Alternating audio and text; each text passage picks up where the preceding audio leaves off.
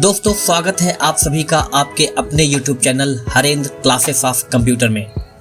आज की वीडियो कुछ इस प्रकार से होने वाली है जिसमें हम सीखेंगे कि कैस्केडिंग स्टाइल शीट यानी CSS कितने प्रकार के होते हैं और इसके द्वारा वेब पेज कैसे डिजाइन किया जाता है। तो कृपया आप लोग इस वीडियो के साथ बने रहें और सीखें टाइप्स ऑफ CSS। धन्यवाद। दोस्तों, इनलाइन CSS यानी कि HTML एलिमेंट के अंदर CSS लिखने का तरीका, मतलब ये हुआ कि जब हम किसी HTML एलिमेंट के अंदर स्टाइल एट्रीब्यूट का उपयोग करके CSS लिखते हैं तो उसे इनलाइन CSS कहा जाता है। दोस्तों, इसका कोड काफ़ी आसान है। इसके कुछ एडवांटेजेस हैं और कुछ डिसएडवांटेजेस हैं। सबसे अच्छी बात तो यह है कि यह केवल एक ही एलिमेंट पर लागू होती है और यह सबसे अधिक प्राथमिकता रखती है।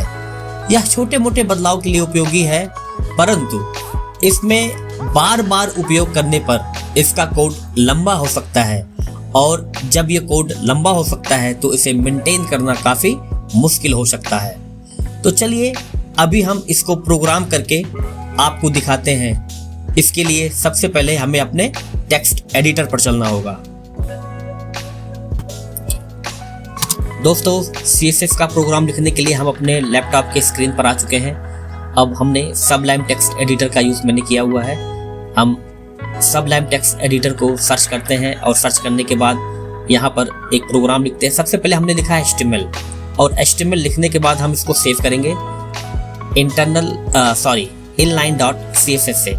और फिर उसके बाद देखिए हम यहाँ पर कोड लिखा HTML हेड, फिर इसके बाद टाइटल हम देते हैं। टाइटल हम वही रखेंगे इनलाइन CSS। और फिर टाइटल देने के बाद हमने क्या किया, टाइटल टैग को हमने क्या किया, क्लोज कर दिया। फिर उसके बाद हेड को हमने क्लोज कर दिए। हेड को क्लोज करने के बाद हमने बॉडी टैग दिया और बॉडी टैग लिखने के बाद पैराग्राफ का यूज करेंगे। पैराग्राफ टैग के अंदर हम सिंपल सा एक स्टेटमेंट देंगे और वो होगा this is inline CSS program. इतना कोड करने के बाद हम पैराग्राफ को आसानी से क्लोज कर देंगे। पैराग्राफ क्लोज करने के बाद बॉडी क्लोज किया और फिर HTML क्लोज किया। फिर इसको यहाँ से फाइल से सेव किया, मिनिमाइज किया और हम ये स्क्रीन पर इनलाइन CSS को क्या करेंगे, एक बार रिफ्रेश कर देंगे। तो अभी चूंकि कोई बदलाव नहीं हुआ है, इसलिए चूंकि हमने पैराग्राफ के अंदर अभी हम स्टाइल टैग का यूज करेंगे, स्टाइल एलिमेंट का यूज करेंगे और जिसके अंदर हमने एट्रीब्यूट दिया बैकग्राउंड कलर। बैकग्राउंड कलर दोस्तों हम कुछ भी रख सकते हैं, क्योंकि मैंने रेड कलर का यूज़ किया हुआ है। और फिर इसके बाद टेक्स्ट कलर का यूज़ करने के लिए हम यहाँ पर देंगे कलर और फिर कलर वही सिंपल सा ब्लू और थोड़ा सा फॉन्ट साइज को क्या कर लेंगे, इंक्रीज कर लेंगे। और फॉन्ट साइज हमने क्या किया, 25 px कर दिया। फिर इसको हम सेव करेंगे, फाइल से सेव और चलेंगे अपने ब्राउजर पे और रिफ्रेश। देखिए इस प्रकार से ये क्या हो गया, हमारा प्रोग्राम जैसे भी किसी कोड के अकॉर्डिंग क्या हो गया, चेक हो चुका है।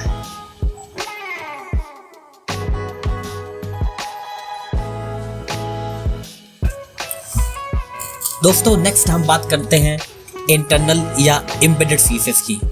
और आपको पता है जब कभी भी हम स्टाइल टैग का उपयोग करके HTML के हेड सेक्शन के अंदर CSS को जब लिखते हैं तो ये इंटरनल या एम्बेडेड CSS कहा जाता है। मतलब स्टाइल टैग हेड सेक्शन के अंदर जब भी यूज हो रहा हो। अब इसकी कुछ विशेषताएं हैं, जैसा कि यह एक ही प्रकार का HTML वेब पेज के लिए स्टाइल प्रदान करता है और यह एक्सटर्नल CSS की तुलना में काफ़ी अधिक सुरक्षित होता है और यह पेज के अंदर ही रहता है। अलग से फाइल बनाने की इसकी कोई रिक्वायरमेंट नहीं होती, जिसमें बार बार स्टाइल कोड लिखने की भी कोई ज़रूरत नहीं होती। छोटे और मीडियम प्रोजेक्ट्स के लिए यह काफ़ी उपयोगी है और आप इसका एक छोटा सा प्रोग्राम भी आप देख पा रहे होंगे इमेज के माध्यम से। तो चलिए हम आपको ले चलते हैं अपने स्क्रीन पर, लैपटॉप के स्क्रीन पर, और यहाँ पे आपको कोड करके दिखाते हैं।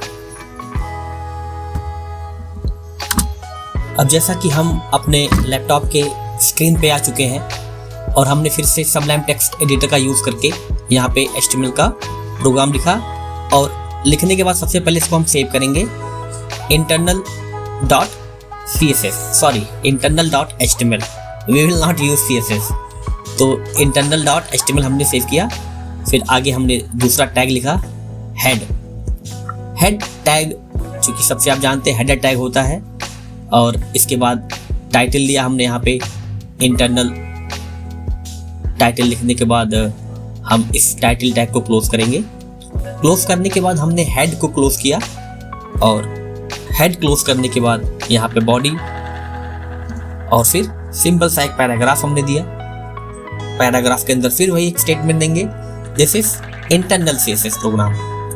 और फिर यहाँ से हम क्या करेंगे, इस पैराग्राफ को क्लोज कर देंगे। क्लोज करने के बाद हमने फिर से बॉडी को क्लोज किया और HTML को क्लोज किया। जैसे कि आप देख पा रहे हैं ये प्रोग्राम यहाँ तक हमने कंप्लीट कर दिया हुआ है। इसको सेव करके हम चलते हैं अपने ब्राउजर पे और चेक करते हैं इसका आउटपुट। तो देखिए चूंकि ये इस प्रकार से इसका आउटपुट आया हुआ है, लेकिन अभी इसमें कोई चेंजिंग नहीं है। अब CSS को लिखने के लिए हम टाइटल के तुरंत बाद स्टाइल टैग का यूज करेंगे। स्टाइल टैग का हमने यूज किया, ठीक है ना। यहाँ पे देखिए टाइप CSS स्टाइल और यहाँ से एंटर कर लिया। एंटर करने के बाद इस पूरे स्टाइल टैग के अंदर पैराग्राफ को लिया, जिसको बोलते हैं सिलेक्टर। ये हमारा सिलेक्टर है। पैराग्राफ हेडर कहलाता है और उसके अंदर कर्ली ब्रैकेट के अंदर जो कुछ भी लिखेंगे वो सिलेक्टर कहलाएगा। जिसमें सबसे पहले हमने दिया background colour red, colour blue, इसके अलग अलग क्या है एट्रीब्यूट्स है। फिर फॉन्ट साइज हमने 25 px कर लिया और इसके बाद हमने यहाँ पर एक टेक्स्ट अलाइनमेंट का यूज कर लिया सेंटर, ठीक है ना।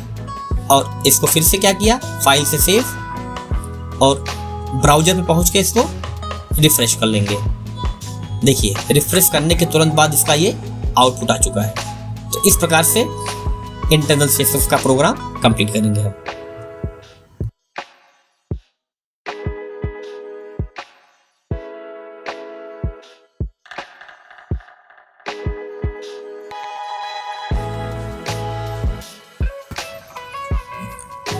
दोस्तों नेक्स्ट हम बात करते हैं एक्सटर्नल CSS की। और एक्सटर्नल CSS के लिए हमें दो अलग अलग फाइलें चाहिए। पहली फाइल .html की और दूसरी फाइल .css की।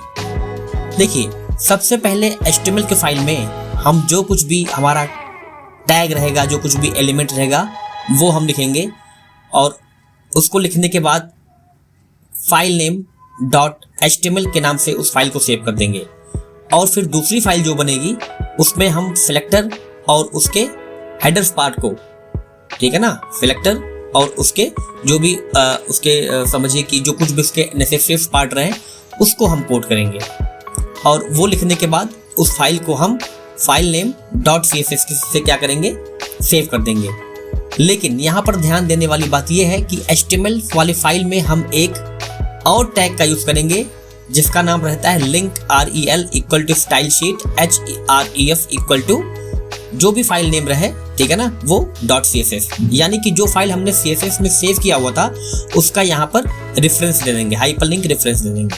और देने के बाद है ना हम इस फाइल को वेब ब्राउजर में चेक करेंगे और जो कुछ भी इसका आउटपुट, मतलब जो कुछ भी हम इसका कोड लिखे रहेंगे उसी के थ्रू इसका आउटपुट चलाएगा। तो चलिए अपने लैपटॉप की स्क्रीन पे चलते हैं और एक्सप्लोर करते हैं एक्सटर्नल CSS। तो दोस्तों जैसा कि हम अपने लैपटॉप के स्क्रीन पर आ चुके हैं और लैपटॉप के स्क्रीन पर आने के बाद सबसे पहले हम यहाँ पर एक HTML की फाइल बनाएंगे जिसको हम HTML मीन्स external.html के नाम से इसको हम सेव करेंगे। ये हमारी फाइल क्या होगी, अभी HTML में बनेगी। फिर हम दूसरी फाइल बनाएंगे सेम इसी एडिटर में जिसका नाम होगा ext.css, ठीक है ना। तो ये external.html के नाम से ये फाइल बन रही है अब, जिसमें हम HTML के प्रोग्राम को क्या करेंगे, कोड करेंगे। तो हमने यहाँ पर HTML हेड और टाइटल दे दिया है। टाइटल टैग हमारा रहेगा एक्सटर्नल CSS प्रोग्राम और फिर टाइटल क्लोज को हम आसानी से क्लोज कर लेंगे। इसके बाद हम हेड को क्लोज करेंगे और फिर उसके बाद बॉडी को स्टार्ट करेंगे। बॉडी स्टार्ट करने के बाद हमने सिंपल से यहाँ पे पैराग्राफ लिया हुआ है और पैराग्राफ टैग लिया हुआ है जिसके अंदर हमने क्या दिया हुआ है, दिस इज एक्सटर्नल प्रोग्राम या एक्सटर्नल CSS, जो भी आप बेहतर समझे आप लिख सकते हैं। तो हमने यहाँ पर एक सीधा सा एक कंटेंट दिया, this is external CSS program, और पैराग्राफ को बंद कर दिया। फिर बॉडी और HTML को क्लोज किया। इस फाइल में गए और इसको सेव किया। सेव करने के बाद हम यहाँ पर एक वेब ब्राउज़र में जाकर, ठीक है ना, चेक करते हैं कि क्या इसका आउटपुट आएगा। तो देखिए यहाँ पर दिस इज एक्सटर्नल CSS या एक्सटर्नल प्रोग्राम के नाम से फाइल वेब ब्राउज़र पे आ चुका है। अब फाइल से न्यू करेंगे, मीन्स न्यू फाइल, और इस न्यू फाइल में हम CSS के पार्ट को लिखेंगे। तो यहाँ पे एक पैराग्राफ ले लिया हमने, ठीक है ना, ये सिलेक्टर लिया हुआ हमने पैराग्राफ, और अब सिलेक्टर के अंदर हम इसके डिक्लेरेशन को लिखेंगे। लेकिन सबसे पहले हम यहाँ पर इसको फाइल को सेव करेंगे जिसका नाम होगा ext.css, और ये भी हम डेस्कटॉप पे रखेंगे। सेव बटन पे क्लिक किया। सेव बटन पे क्लिक करने के बाद अब हम HTML फाइल में चलते हैं और यहाँ पर, ठीक है ना, स्टाइल टैग के अंदर एक टैग और लिखेंगे जिसका नाम होगा लिंक, ठीक है ना। तब हमारी फाइल क्या हो जाएगी, CSS के साथ लिंक कराने में आसान होगी। ये देखिए हमने यहाँ पर, ठीक है ना, लिंक लिखा और href में जाकर हम जो कि हमने अब CSS फाइल का जो नाम बनाया था ext.html वो हम यहाँ पर लिख देंगे।